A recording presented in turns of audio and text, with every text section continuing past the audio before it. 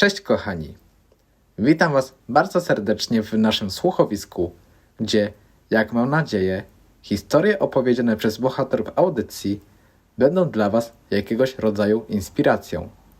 Dziś, po wstępie, jako że mamy gościa z zagranicy, w audycji właściwej przeskoczymy na język angielski.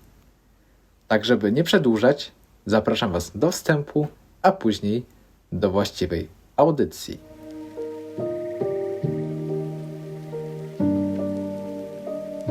To jest punkt zwrotny. Gościem dzisiejszej audycji jest Paul Copeland.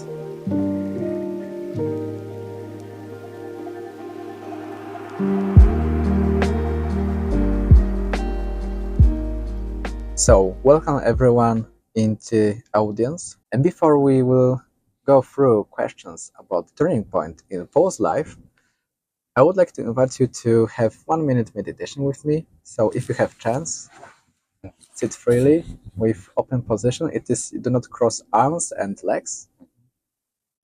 Focus on your breath. Now inhale.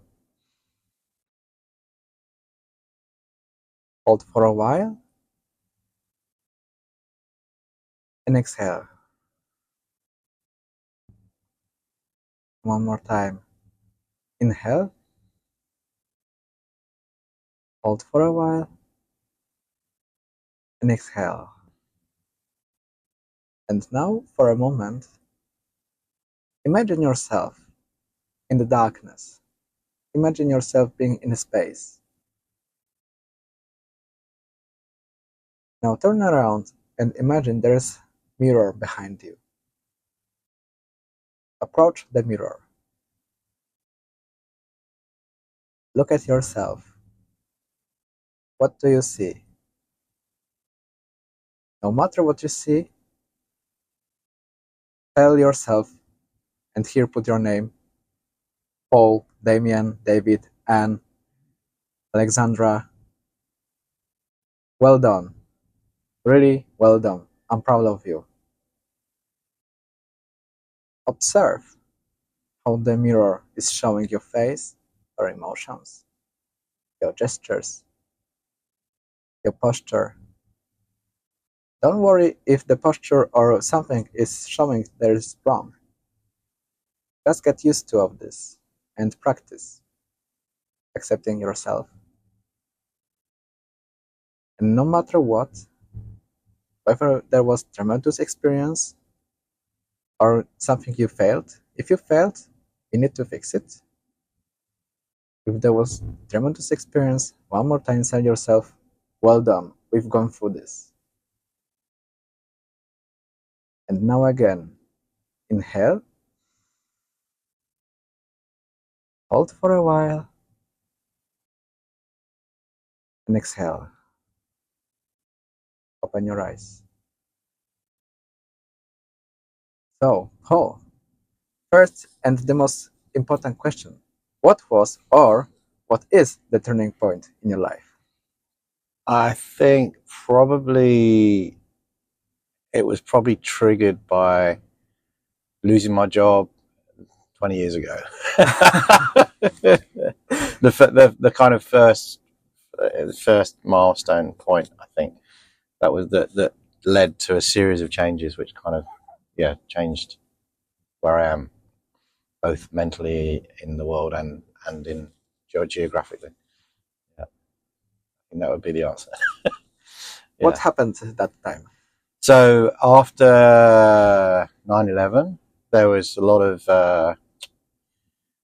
business was bad in a lot of industries, and in 2000, end of 2002, when business was still bad, I got made redundant from my job.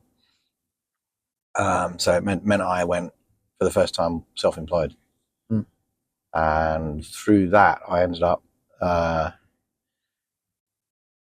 taking a short-term contract for 2 weeks in Vietnam, having never been to Asia before in my life, and going to that trip to Vietnam completely changed my outlook on world, I guess. Yeah. What was very specific in Vietnam in terms of influence for later changes? I think it was the culture of the East. Generally, the whole so different to what I was used to, and it was a real culture shock when I first got there.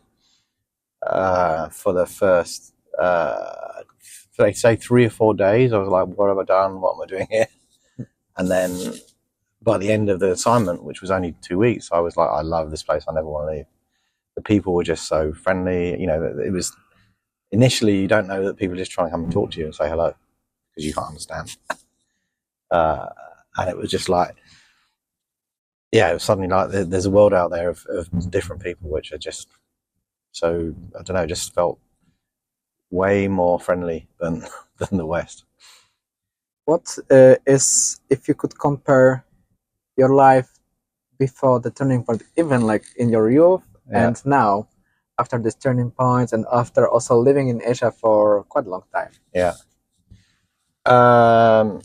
So I guess before I was, you know, I kind of, I think like I'd probably say my life was a bit too normal, maybe, you know. And I had bouts of kind of happiness and sadness, not always, you know, not always in a good space, and it kind of, I think since then I just kind of felt more free, more you know, more of a worldview, a world citizen, no longer like a British, just a British person living in the UK. But yeah, just feel like it's just opened up a whole other world. Yeah, that would be the. And because you live now the longest time in China, Yeah, and we know already, like after the session from Founders Breakfast, you also entered art time. When was this time, besides the time of pandemic, that you felt yourself that you have this artistic soul? I've always been creative inside, always, since a kid. You know, I was always drawing, making pictures, playing with Lego, building stuff, taking things apart to see how they work. That's what I always like taking. I like figuring out how things work. So there's always been this inquisitive and creative. But you know, I've always, even from a kid, I used to dress up costumes. People that have known me for years know that I still do that. Not grown out of it yet. So I've always had that creativity, and then you know, the job I've ended up working as a creative in advertising agencies. So I've used my creativity all my life, which has been pretty good. Although it's not always fun in agencies, it's kind of can be soul destroying when people don't like your, you know, people subjectively don't like your ideas. But the creative has always been there. And I always just try to make it a bit of fun. Like I like making people laugh. So the art stuff was not serious. It kind of came about through having nothing to do, using creativity to just make myself feel better and try and make other people feel better. That was kind of the motivation for that was both self, you know, my own mental health, but also just sharing it was giving joy to other people, which is what I really liked about it. Yeah. You also mentioned during Founders Breakfast session that your process, especially during pandemic time, to create these pictures was a kind of cure, and was cure itself. Yes. Mental cure. Yeah. If I can ask, if this is something to share, what was the moment you felt like you need? Because also I have relation in my channel where I also give my own experience and the experience of other person, like how to struggle some kind of problems, traumas. What was the point like for you to heal and the trauma? What kind of trauma, if this is something to share? And also how it results nowadays, currently. Yeah. That period or generally? Generally. I mean, and also later, the period of pandemic. Yeah, I mean, I had a trauma when I was about 15. I got quite badly attacked in the street in England, which always made me very nervous out around crowds of people and people I didn't know. And I guess that's part of the reason why this part of the world, it feels better, because it's just generally safer. You're just not going to have, unless you really deserve it, which I'm not going to be starting trouble like that. And I think during the pandemic, it was just that something to do. I mean, yeah, I felt quite lonely because there was only me at home, but it gave a connection. It gave the thing was, everyone was talking about. I think I mentioned it. Founders, like all the conversations in WeChat and social media were like, "When's it going to end? What are we going to do?" And I'm like, there's no point talking about that. I don't want to talk about that, because you don't know. Nobody knows, so just focus on the time you've got and do something. I mean, some people started cooking, people started, sewing, making stuff. A lot of people did creative things to again, partly relieve the boredom, but also just to take their mind off stuff. And I did the same, and it was just, but because I posted it on social media, it got some attention from friends. I didn't do it to get followers. I was just only posting it among friends, and it kind of, the response from people just made it, I need to do another one, because it gave me a buzz. It gave me a buzz, and I could see them laughing, and it made me feel good, because of all the good comments coming back. You're like, I mean, you would know, if you get good feedback, it's always makes you feel better. And then it inspired me to do another one and another one and another one. I need to stop at some point. And people are like, no, don't stop. It's like, well, I can tell you the audience, because you cannot see it, because the podcast itself is just audio. Yeah. But I can relate to you. You can watch the vlog, which will be in the description.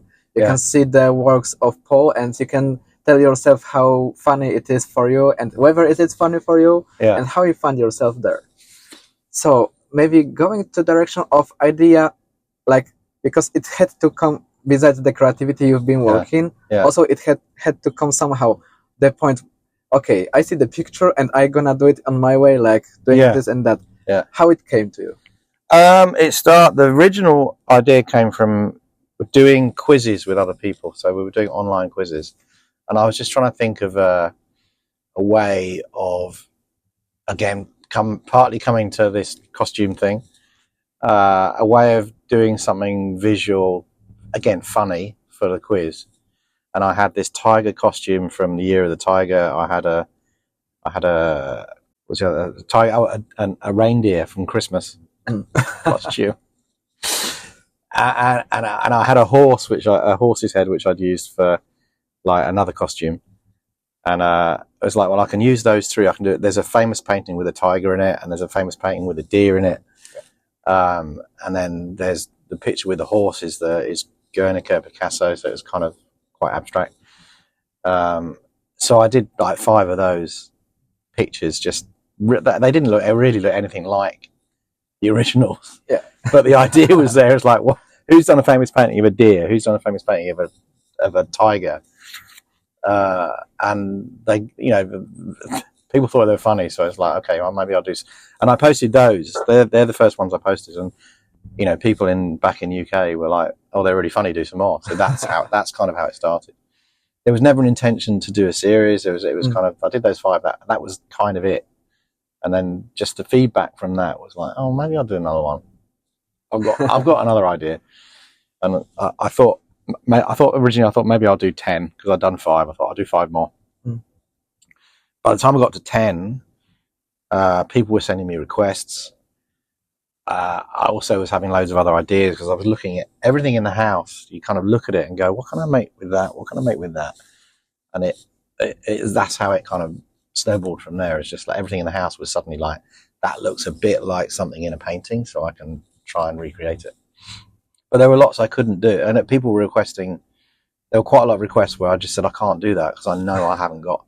Like, a lot of people requested the scream, and I thought, yeah, but it needs to be done funny and well, and I couldn't think of a way of making that work that wasn't just me screaming, which I thought wouldn't be very good. It had to be something a bit more abstract. Yeah. That's kind of. And if you have any painting, even the, let's say, related to the war, like you have this painting from 16th century, 17th century representing some kings, some knights, what could be the painting you would pick and why? For how do you mean to like you would like to imitate, let's say, the king of England or king of Spain? Oh right, yeah. It's funny. The one that I haven't done, which I'm thinking about doing, it's not a king, but it's the Last Supper. Oh, okay. I wanted to do that with me as every single disciple. So it would need Photoshop. Yeah, I'd need to comp it because I in the original pictures I didn't do any Photoshop. Yeah. Apart from the one where there's two of me in the same remember. picture. But then I thought from that, actually, wouldn't it be funny to do the Last Supper with 12 of me in it? Which I still might do it. Actually, this is something very good to do. Like the only works costumes, probably you would have to combine a lot of costumes ideas. Yeah, I mean the costume. When I looked, I've thought about it because I've looked at and actually most of them are just like robes. So it just needs different coloured sheets, and then I need a long table that I can then stand in different. So I don't move so I can put the camera up and then just stand in. So it's I don't want to have to do lots of Photoshop in it. I just want to be able to just Actually, there's, I can tell you a hint, but I don't know how it works with cameras. Sometimes there are cameras which you can take like panoramic picture, and later you just move slowly and you just change postures. It takes time, of course. But then you have shot like, let's say 4 or 5, maybe 12 of you can fix in the one picture, but you have to do it like very slow way. Maybe, but I think it's very quick to comp it if you shoot one shot with the camera fixed and then you don't change any lighting or anything. You can actually very quickly put it together in post. So I think the panorama one I've done it where you can. I've got panorama shots that I've done with a friend where I'm in it 3 times. And this is now what I came because I don't know if you have checked the function of iPhones recently with pictures. When you take picture of yourself, you just click copy of your shape. Right. You just do copy and you paste. Oh right, yeah, no, I've seen that. I don't know how that will. I'll go have a look at that, but so that picture anyway. That picture I think has potential to be very funny. I'm waiting for that, and maybe until the time, because the time of publishing it will be around June, July 2025. So maybe already the listeners, the audience can see some pictures, some teaser on YouTube. So guys, if this is like already on my YouTube, enjoy watching the project, and if not, we're waiting for this. Great. And another question then: what actually made you to, besides that you've been to Vietnam, what made you to move to China? So after Vietnam, I was for 2 weeks, and then I ended up going back for a year. Because the people that I was working for out there, were like, "Do you want to come back?" And I'm like, "Yes, I do." So I went back to England for a week, and then back out to Vietnam and stayed for another year. And then when it got to the end of that contract, I was working with a partner, but he was getting homesick, and he wanted to go home, and I was like, I don't really want to go home. But we went back and ended up in a job in London. So it kind of the idea of moving to Asia kind of gradually faded, although it was always in the back of my head. And then in 2012, I got a phone call out of the blue. Would I be interested in working in Singapore or Hong Kong? And I just went, absolutely, yeah. And then here I am. So I moved to Singapore in beginning of 2013. I lived there until 2016, and then moved to Shanghai because my job moved to Shanghai. And I have no desire to return to Europe. How it looks in terms of, let's say, you being European in China and that period of time you've been also in Asia, how it's changed? Like also attitude of Asian, like Vietnamese, Singapore, Chinese, especially because the longest you are in China, how the attitude changed for the time towards foreigners? I don't know. I mean, Vietnam was very, when I was there, 2003, it was quite unusual. Foreigners there were quite unusual. So people wanted to talk to you, and people come up and pull your hair on your arm, and that kind of thing, which you don't get. You don't get that in Shanghai or Singapore. Singapore was very easy, pretty friendly. I've heard that it's not as friendly as it used to be now, I think, because there's a lot of foreigners there. But I haven't been back there for a while. China I find very friendly, very open. I mean, obviously around the time of the pandemic, there were people nervous because they thought foreigners might be bringing it in, which is understandable, because in the same way in the West, people were getting nervous about Asian people. Yeah. It's like, I found, it's a bit unfair both ways. It's not really, it doesn't discriminate. Yeah. But I understand it. If they don't know that you've not just flown in, they might think you brought it in. But I think generally people here are really friendly, really receptive. So it's kind of, I like it. It's a place to live. It just feels safe, like I said. Now I will ask, it will be like 3 questions in row related, but the first question will be not related like personal. It will be generous question to English people. In terms like, what kind of wish or what would you like English people, especially because this is your nation, would change to make country better in the future? In the UK? In the UK. Like everything. Like, for example, you live now in China, and you would like transfer something from China to England. What could it be, and how would you request people kind of implement it, like step by step, even like from the bottom to the top? I think the sense of community, people kind of generally. I mean, the main thing is the crime rate in the UK is just terrible. Knife crime and that kind of violent crime is not. It's just you don't feel safe on the street there at night. That is something I would really like to change there. Apart from the country's in a bit of a mess since we left Europe. But in terms of day-to-day life, I think the fear on the street is, for me, a big thing. Yeah. I want to be able You guys listen carefully now what we say, because here in China is actually one of the safest, if not the safest country in the world in terms of safety, no matter what. Yeah. And listen carefully now, guys, especially from England. Of course, all Europe, but England, because today Paul is my guest and is from England. I would like you guys, you take responsibility for your own, even like citizen, and do not give up on safety, because if you would like to live in a safe and comfortable Europe, and would like to make great life in Europe, it's very important that now, if it's resonating with you, you introduce step by step, of course, because sometimes you cannot get like immediately things. Safety, oneness, unity, and that you pay attention not what is now, but what is in the future, the generation, because so not to spoil the life, because what we see, what's going on currently in Europe, it is dramatic from our point of view in China, where we live in a kind of peace. Actually, we live in peace. And I would like you guys have this moment of reflection that you undertake steps that will make life better in England, can be France, in terms of Poland, and every country in Europe. And to English people, because J.K. Rowling is from your country. She created Harry Potter. She created Expecto Patronus. So bring this Patronus to your country and let this work in your country. I wanted to make this message also because I thought during meditation about these things.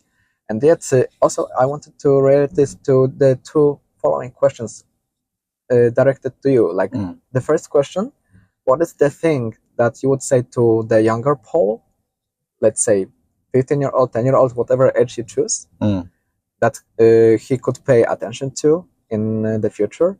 And what message you have for future yourself? I think for younger Paul, it would be I was very shy. I'm still quite shy. Don't be so shy. Kind of talk to people. No one's going to hurt you. Well, it's not. Just don't be afraid to speak out to people and introduce yourself to people and be more confident. That's what I'd say. Because I'm very, very, very shy. I've probably missed a lot of opportunities in life by not being brave enough to stand up and ask or whatever. And for the future, it's kind of sort of the same but different. But it's like seize when you see opportunity, use it. To be creative, or if you have an idea, make it happen. Don't just think about it. Actually, go and do it. Yeah, that would be the two things that I would. Do you believe in manifestation? Do you believe in manifestation? How do you mean, like forcing it to happen, or? Yeah. I need to train myself to do that. That's actually also very important, and that's also things that I ask the audience all the time in the vlogs, in whatever I do records, is to have this mindset with not only manifestation but also undertaking the responsibility, because this is being able to give response, and because this is also the point where a turning point can happen. To you guys. Also, what's this moment? Yeah, I mean, I think I guess the thing is the turning point I spoke about before came from a bad place, but actually, all these things that happen, like anytime something bad happens, is normally an opportunity for change and to do something better. And I wouldn't be here now if that hadn't happened 20 years ago, that I lost that job and ended up not really wanting to go to Vietnam and going. So that, again, it's about that. I'd say it's like when there's an opportunity like that, you should take it, because the worst that's going to happen, you don't enjoy it and you'll be back 2 weeks later and you can forget about it. So I think it's really, when there's something presented in front of you that you're not sure about, it's really worth pushing and doing it, pushing yourself to do it. That's definitely what I would say. I said to a friend, and he keeps coming back to me now with his mantra, and I said that the thing is, you should only regret the things in your life that you didn't do, not the things you did. That's the point. Because you'll think about those things you didn't do for a long time. Why didn't I do that? I still do. And I think that's the big bit of advice is obviously, as long as it's not going to kill you, even if it's outside your comfort zone, still try it, because you never know where it could lead. Yeah. Okay. And now for the end again, guys, close your eyes for a moment, but without meditation, just practice now briefly all these ideas you get, and just tell yourself the message from this episode. And from my side, thank you, Paul, for meeting. Thank you. It was very nice to have a conversation with you. No, nice to chat, yeah.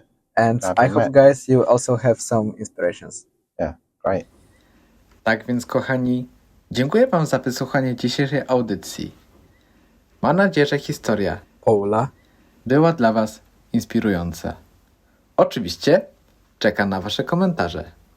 A tymczasem słyszymy się w następnym odcinku audycji Punkt Zwrotny. Trzymajcie się. Pozytywnych wibracji. Cześć.